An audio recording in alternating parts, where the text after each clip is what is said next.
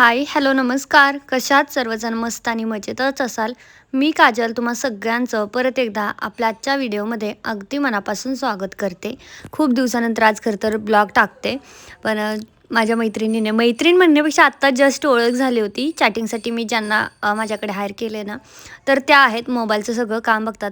तर त्या आहेत त्या आणि त्यांनी गाडी घेतली फायनली. म्हणजे आता माझ्याकडे येऊन त्यांना 10-12 दिवसच झाले सुरू होऊन. पण कसं रिक्षाने परवडत पण नाही आणि लेकरं सोबत असल्यावर तर नाहीच नाही.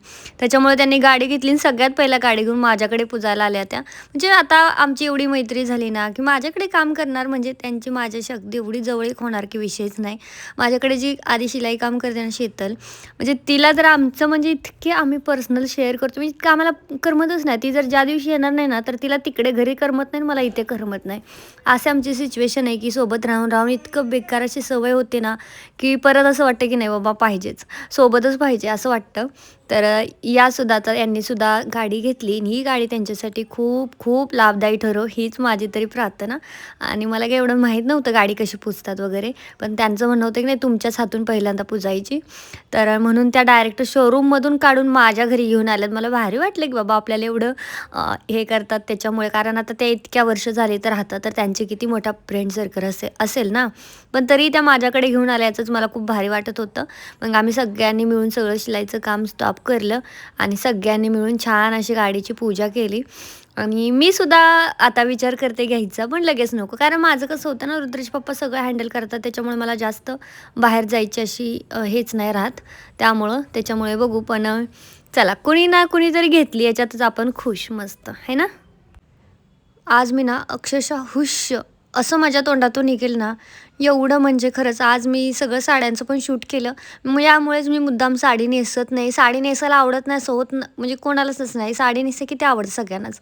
पण असा इश्यू होतो ना, की साडी नेसलं ना माझं बाकीचं काम अडून राहतं आणि ते शूट करा हे सगळं नाही होत. आणि माझा इतकं ऑडियन्स एवढा चांगला आहे ना, मी आज माझे रील बघा, मी कधीही साडी नेसत नाही, काय नाही. स्टॉक आला की फक्त दाखवते बाबा हा आलाय, तो आलाय.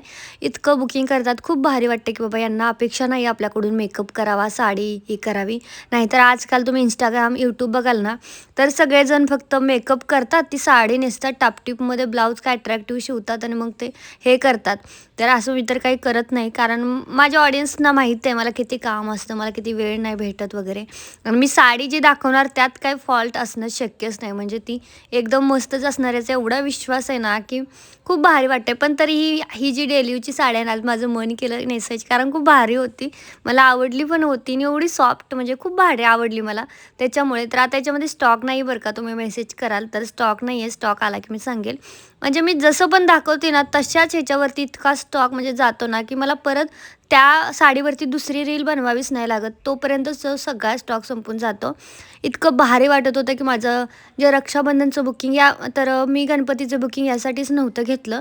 कारण गणपतीच्या ड्रेसपेक्षा ना रक्षाबंधनच्या ड्रेसमध्ये मला जास्त परवडलं. पैठणीच्या असल्यामुळे त्याच्यावर प्रिंट नाही किंवा असं हे नाही, हा कपडा त्याला आणि तो कपडा ह्याला. ते प्रिंट करून आणल्यानंतर ना त्याला मॅचिंग शोधा, 10 कपडा त्याला मॅचिंग हे करा.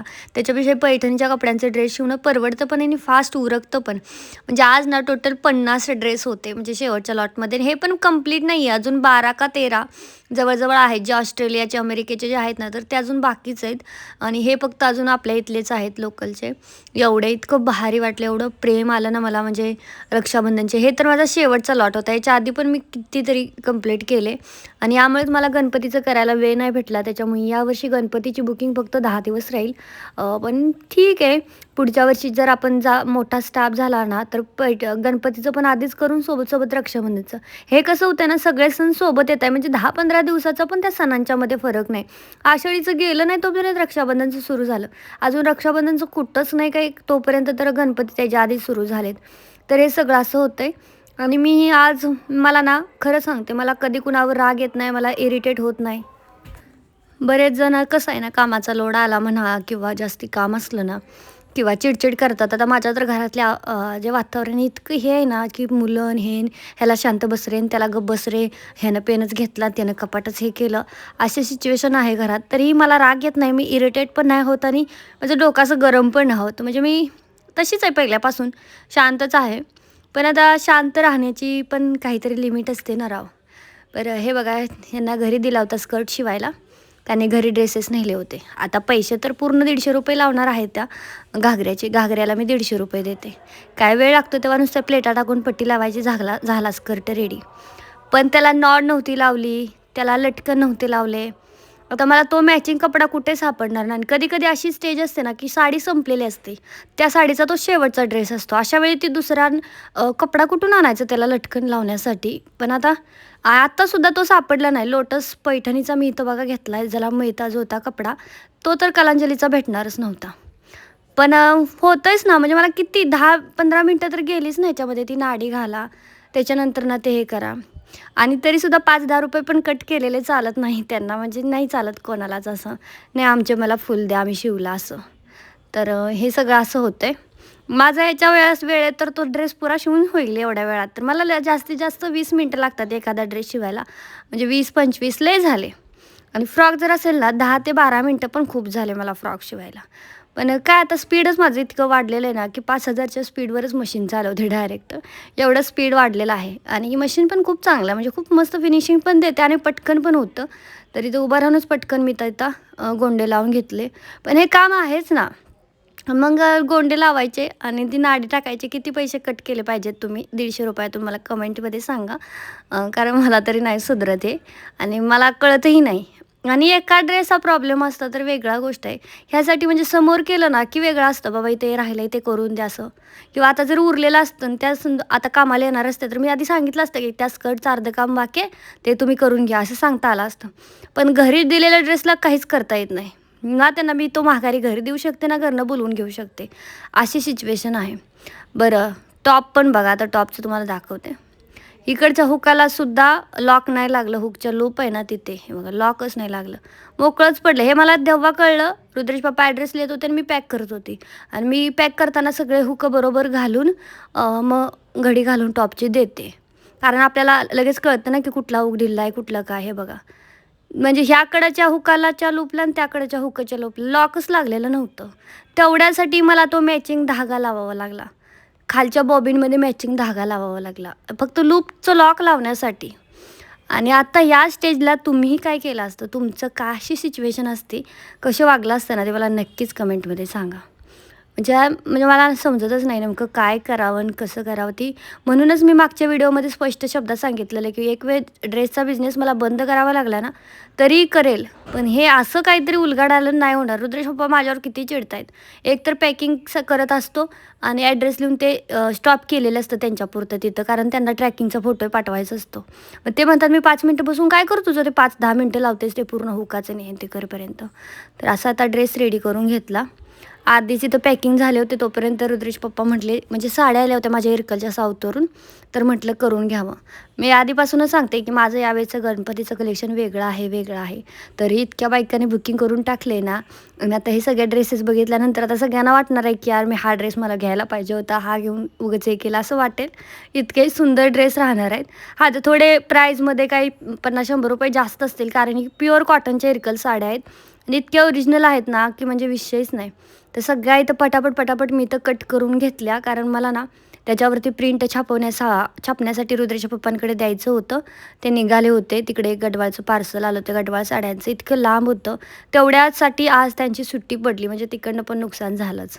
कारण ते तिकडे गेले आणि तिकडून ते गडवाळचं पार्सल घेऊन येतात त्यांना 2-2:30 होऊन गेले होते आणि त्यांना जायला लागतं 12 वाजताच कामाला. हे सगळं असं झालं. आणि ह्या सगळ्या किती साड्या आहेत, म्हणजे खरंच डेअरिंग लागतं बरं का एवढ्या साड्या कापायला. आता ही मी पहिली कापली आणि अजून पलीकडे किती आहेत बघा, 12-13 असतील किंवा 15 असतील. म्हणजे 15 साड्या एक साथ कापायला डेअरिंग लागतं. आणि ही काय हलक्या साड्या नाही, 1000-1200 अशा रेंजच्या साड्या आहेत.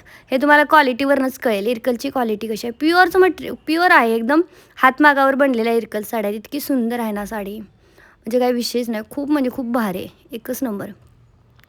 आणि आता हे कलेक्शन माझं 1-2 दिवसामध्ये होईल, येईल इंस्टाग्रामवरती, यूट्यूबवरती सगळीकडे टाकून देईल. बघूयात आता आपण कसे ड्रेस रेडी होत आहेत, याच्यावर कशी प्रिंट बनते वगैरे ते बघायला भेटेलच. पण मी अजून इथं काहीच केलं नाही, अंघोळ वगैरे काहीच केलं नाही. पॅकिंग करत होतो, पॅकिंग करत त्यात चुका मिस्टेक होत्या त्याही करत होते. आणि फायनली सगळं कट करून रुद्रेश पप्पांना म्हटलं आता तुम्ही जावा मी बघते. आणि हा पण एक घरी दिलेलाच ड्रेस होता कॉट सेट. तर ह्याचं इलॅस्टिक लागलं गेलं होतं, पण इलॅस्टिक ताणतच नव्हतं. म्हणजे खेचतच नव्हतं ते. एकदम साधा नाडीचा ड्रेस किंवा एकदम साधी पॅन्ट कशी राहते तसं होतं ते. ते घालायचं सवय घुसणारच नाही ना, जाणारच नाही कमरेकडे तो ड्रेस. तर हे सगळं असं झालं होतं. इलॅस्टिक लागलं नव्हतं. आता त्या ताईंचं म्हणणं असं होतं की ते इलॅस्टिक खूप कमी पडलं आहे त्याच्यामुळं ते असं झालं आहे. पण जो शिवतो त्यालाच माहीत आहे. त्यांना म्हटलं त्या काय बोलल्या की इलॅस्टिक कमी होतं थोडंसं, तर मी सगळंच लावून दिलं. मला वाटलं कमी झालं आहे म्हणून ती तसं झालं आहे. तर इलॅस्टिकमध्ये जर तुम्हाला तणत नसेल, म्हणजे ते एकदम कट टू कट झाले, काही खेचतच नाही, तर तेव्हा असं समजायचं आहे की तेव्हा तुमचं इलॅस्टिक हे जास्त झाले, कमी नाही. कमी झाल्यावरती इलॅस्टिक जेवढं खेचल तेवढं खेचतं, पण जास्त झाल्यावर इलॅस्टिक खेचतच नाही. म्हणून ते उसवत बसली आणि हा नारायणपेठचा कपडा होता. आणि इलॅस्टिकचा उसवणं म्हणजे ना जगातलं सगळ्यात मोठं कठीण काम आहे, कारण ते नीटच उसवलं गेलं पाहिजे त्यासाठी. तर पूर्णच्या पूर्ण आता इथं इलॅस्टिक बघा मी इथं काढून घेते. तर हे सगळं आता झंझट माझा नवरा माझ्यावर एवढा भडाकला आहे ना, आणि रोज संध्याकाळी येऊन ताप चेक करतो आहे रातचा. आणि मला सकाळ म्हणे अगं तुझं रात्री अंग गरम लागत होतं. म्हटलं कशामुळं हो?